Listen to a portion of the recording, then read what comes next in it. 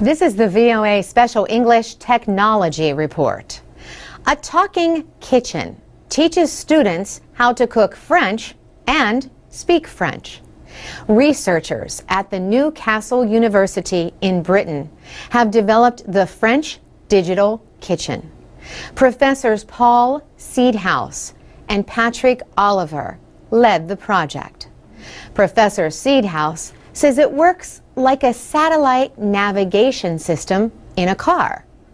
The sat-nav speaks to you, and it tells you, for example, to turn left.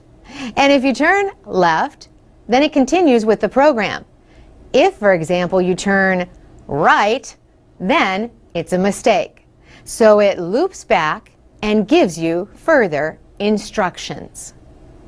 The kitchen equipment and tools use motion sensor technology, similar to the Nintendo Wii game system. The sensors help a computer guide the students through instructions in French. The system can tell whether you've done what you were asked to do or not. So let's say, for example, the system tells you to take some butter and cut it with a knife.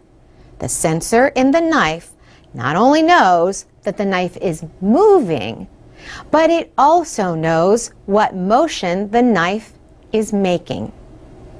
Students can ask the computer to repeat the instructions or translate them into English. There are vocabulary lessons before and after the cooking. Professor Seedhouse became interested in the idea after he visited a talking kitchen designed for a different purpose. It was actually for communicating with people who suffer from dementia. It can tell them, for example, that they've left the oven on. He says the French Digital Kitchen turns the process of learning language into a real-life experience. But the idea, known as task-based language learning, required a few changes as the researchers were designing the system. For example, if they had a sink full of water, as soon as people finished cooking with an instrument, they would throw it into the water. And for us, that's deadly, because the digital sensors were immediately ruined.